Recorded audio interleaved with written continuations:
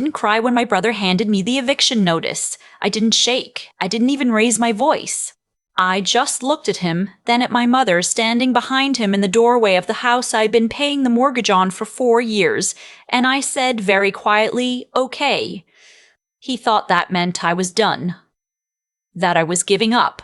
He was wrong. My name is Ivy. I'm 31 years old, and I work as a forensic accountant for a mid-sized firm in Columbus, Ohio. My job, in plain terms, is to find money that people are trying to hide. I find fraud. I find embezzlement. I find the paper trail that people think they buried deep enough that no one would ever dig it up. It's funny. When I think about it now, I spent years doing that for strangers, finding what was hidden, following the numbers back to the source.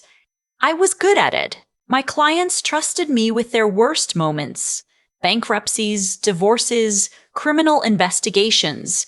I sat across from people in real pain and I followed the money until the truth came out. It never once occurred to me to do the same thing for myself. Not until my brother handed me that notice. I should back up. Growing up, I was what my mother called the responsible one. She didn't mean it as a compliment. What she meant was that I was the one who didn't need anything. My brother, Garrett, was 4 years older than me and had been in some form of crisis for as long as I could remember. At 17, he totaled the car and my parents paid the settlement out of my college fund without asking me. At 22, he got fired from his third job and moved back home, and I was asked to contribute half my part-time income to household expenses so things wouldn't be tight. At 26, he had a daughter with a woman he wasn't married to, and my mother sat me down and explained that family takes care of family. I was 22 when I started paying rent on the house I grew up in, not my apartment. The house, my parents' house, the one they owned. They had refinanced twice and were drowning in the payments. My father had recently retired early due to a heart condition, which was real and serious, and I don't fault him for that. But the amount they asked me to contribute each month wasn't helping. It was a mortgage payment. I ran the numbers, because that's what I do, and I realized I was covering 60% of their housing cost while sleeping in my childhood bedroom with a floral bedspread I'd had since I was 14. When I got my CPA license and landed the forensic accounting position, I finally had enough to move out and save. My mother acted like I was abandoning a sinking ship. My brother told me directly that I was being selfish. I moved anyway. For a while, things were quiet. I sent money home when they asked. Less than before, but I sent it. I told myself it was temporary, that they'd stabilize, that Garrett would eventually grow up. Then my grandmother died. My mother's mother, a woman who had worked as a seamstress for 40 years and saved every dollar she didn't spend. She left a will. In that will, she had left me specifically, not my parents, not my brother, not the family collectively, but me. Her house in Glenview, a suburb outside Columbus, a 3-bedroom craftsman that she had owned free and clear since 1987. The will was very clear. My grandmother's attorney was very clear. The house was mine. My mother cried at the funeral. Then, 2 weeks later, she sat me down and explained that Garrett needed a place to live. His daughter's mother had gotten primary custody, he was behind on child support, he'd been let go again, and the apartment he'd been renting was evicting him at the end of the month. It made sense, she said, for him to move into grandmother's house temporarily, just until he got back on his feet. I said no. My mother looked at me like I had said something in a foreign language. I said it again. No. She didn't speak to me for 3 weeks. My brother called me twice, both times to tell me how heartless I was. The second time, he used a word I won't repeat. I hung up and blocked his number, and I spent a weekend cleaning out my grandmother's house, repainting the kitchen and having the locks changed. I should have known it wasn't over. 14 months later, I got a certified letter. My mother and brother were filing a civil claim against me. They were asserting that my grandmother had not been of sound mind when she made the will. They had found an attorney, a man named Howard Briggs, who advertised heavily on local bus benches, who had agreed to take the case on contingency. Their claim was that my grandmother had intended to leave the house to the family, that I had unduly influenced her, and that the property should be transferred to a family trust, which they had conveniently already formed and which listed my mother and brother as co-trustees. The family trust had been formed 11 days after my grandmother's funeral. I read the letter 3 times. Then I set it on my kitchen table, made a cup of coffee, and sat very still for about 20 minutes. Here's what most people would have done: panicked, called a lawyer defensively, spent the next year in reactive mode trying to prove a negative. I didn't do that, because I'm a forensic accountant, and I know something that most people who've never worked in financial investigations don't know. The best defense is almost never a defense at all. The best defense is finding out what the other side has been doing and then letting them walk into the room and say it out loud. So before I called my own attorney, I started digging. My grandmother had been meticulous about her finances. 40 years of saving will do that to a person. She had a checking account, a savings account, a small brokerage account, and a safe deposit box at the local KeyBank branch she'd used since 1971. I was listed as her secondary account holder on the checking and savings. She'd added me when she was in her 70s, when she started having trouble keeping track of things, and she'd wanted someone she trusted to help her manage bills. That access gave me full transaction history. I pulled it. What I found took me about 45 minutes to piece together, and when I finished, I sat back in my chair and felt something I hadn't felt in a long time. It wasn't anger exactly. It was something colder and more precise. It was clarity. Over the previous 8 years, my mother had made a total of 42 withdrawals from my grandmother's savings account. They ranged from $200 to $1,800. None of them had ever been discussed with my grandmother, at least not in any written communication I could find. The total across all transactions was just under $47,000.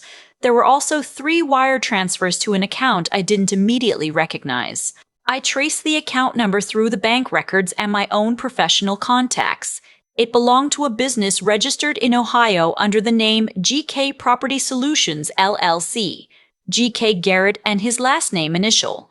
My grandmother had invested $22,000 in my brother's LLC, except the LLC had never filed a tax return, had never listed any business activity, and had been administratively dissolved by the state of Ohio for failure to maintain registration, 11 months before the last wire transfer was made. In other words, someone had been moving money from my grandmother's account into a dissolved shell company that belonged to my brother, and the someone with access to her accounts, other than me, was my mother.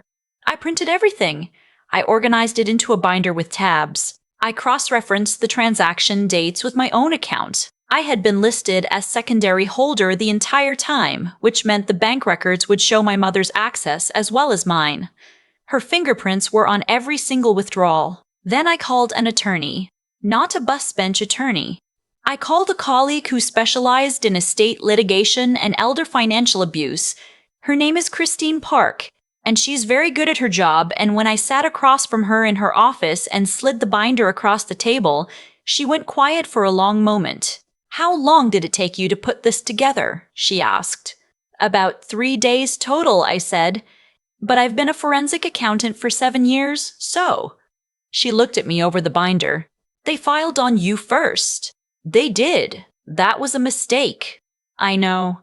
Christine filed a counterclaim within 2 weeks. We didn't just contest the undue influence allegation. We filed for declaratory judgment confirming the validity of the will, and we added a separate claim for elder financial abuse under Ohio Revised Code Section 2037.60, which allows civil damages for criminal acts. We also notified the Columbus Division of Police because elder financial abuse in the amount my mother had taken crossed the felony threshold in Ohio.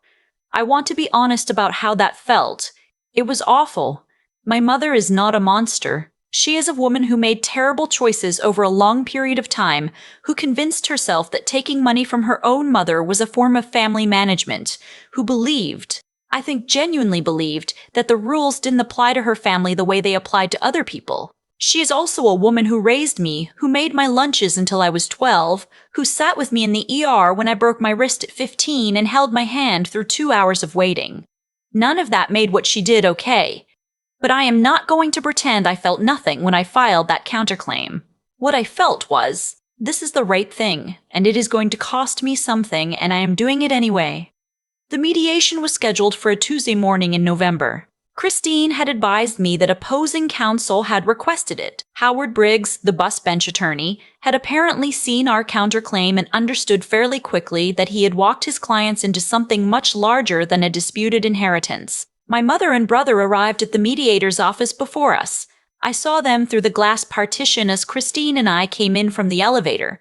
My mother was wearing her church blazer, the navy one she wore whenever she needed to look respectable. Garrett was in a button-down that was slightly too big for him, which meant he borrowed it. He was looking at his phone. He didn't look up when I came in. My mother looked up. She looked at me and her expression was something I'd never seen on her before. It wasn't anger. It wasn't sadness. It was something between fear and recognition, like seeing something she'd known was coming and had hoped wouldn't. We sat across from each other at a long conference table. The mediator reviewed the claims. Howard Briggs spoke first. He outlined the original complaint, the undue influence argument, the family trust, the narrative that my grandmother had been confused and that I had taken advantage. Christine let him finish. Then she opened our binder on the table. She didn't raise her voice. She spoke the way I've learned to speak in professional settings, plainly, factually, without editorializing. She outlined the 42 unauthorized withdrawals. She showed the transaction records. She explained the wire transfers to GK Property Solutions, LLC. She pulled up the state filing records showing the LLC had been dissolved before the final transfer. She put the total on a printed sheet of paper in the center of the table.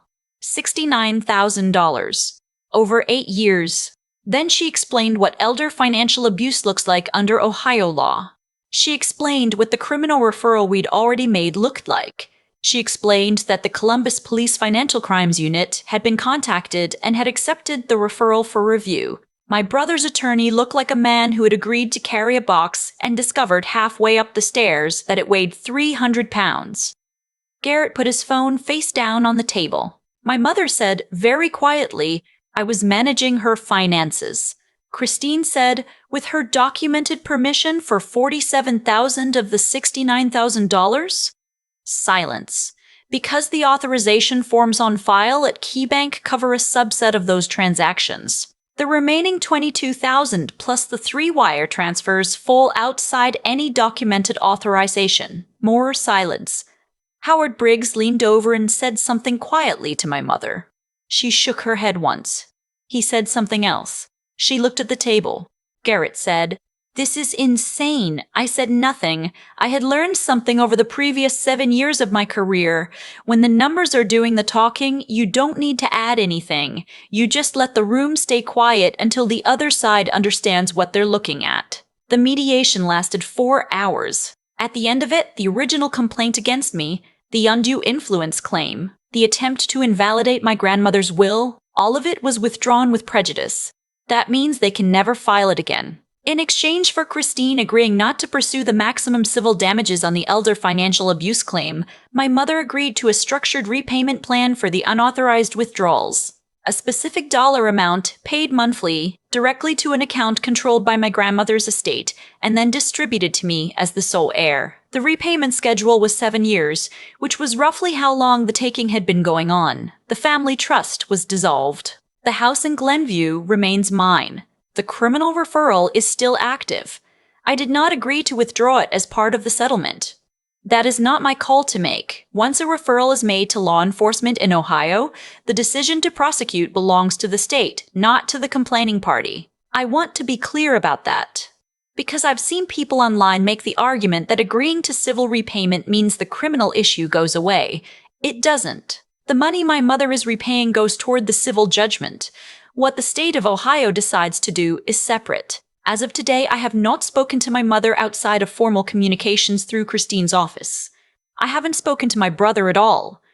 People ask me if I'm sad about that. I'm honest when I answer yes, sometimes. Not the sharp grief of losing something I had. More like the dull ache of finally seeing clearly something that was always the shape it was. and understanding that I had simply chosen not to look directly at it for a very long time.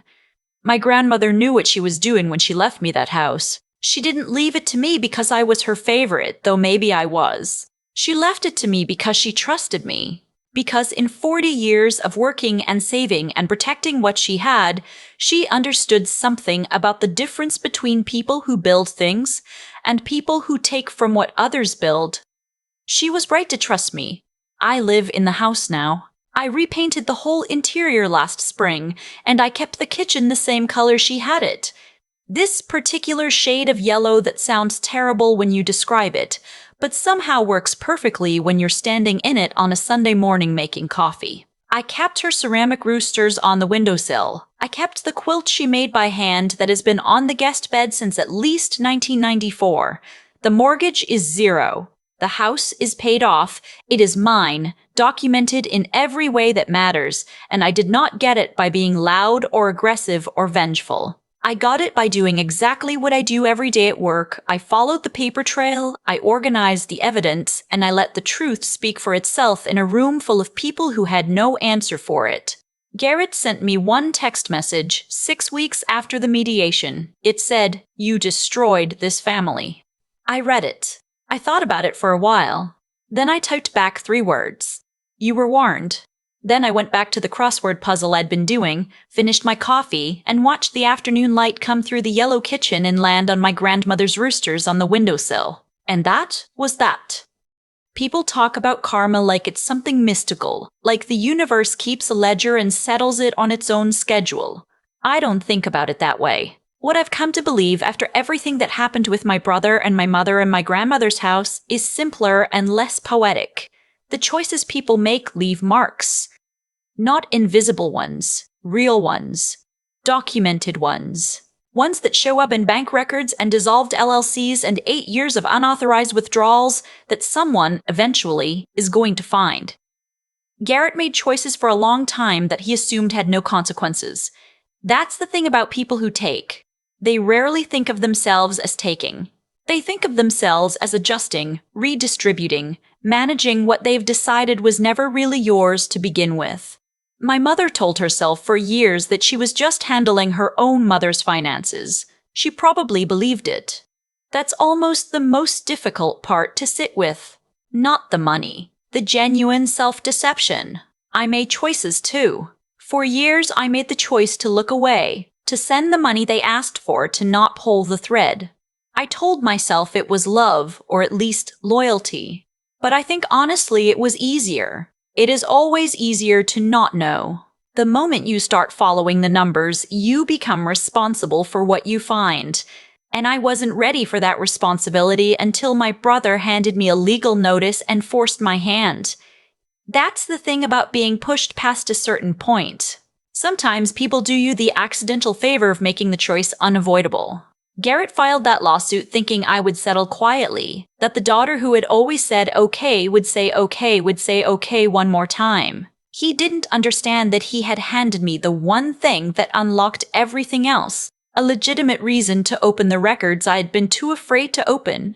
What I found didn't just protect my house, it told me the truth about my entire family in the clearest language possible. Numbers don't soften things, they don't leave room for interpretation. There was either authorization or there wasn't. There was either a functioning business or there wasn't. The paper trail said what it said, and no amount of feeling otherwise changed a single line of it. I think about my grandmother a lot. A woman who spent 40 years building something carefully, dollar by dollar, because she understood that what you build is what you leave behind. She saw something in me that I sometimes didn't see in myself. Not that I was special, but that I was someone who would protect what she'd made. That's why she left me the house. Not sentiment, trust. The hardest part of all of it wasn't the mediation or the legal process, or even the silence that followed. It was accepting that protecting yourself sometimes means letting people experience the full weight of what they chose to do. I couldn't carry that weight for them anymore. What happened to my mother and my brother in that room was the direct result of decisions they made over years. I didn't cause it. I just stopped absorbing it. There's a version of the story where I feel guilty about that. Some days I do, a little. But mostly what I feel when I sit in that yellow kitchen with my coffee in the morning is something much quieter than guilt. It's the particular piece of a person who told the truth when it was hard, who did the work, and who is now sitting in a house that belongs to her, fully, legally, undeniably, because she had the discipline to follow the paper trail all the way to the end.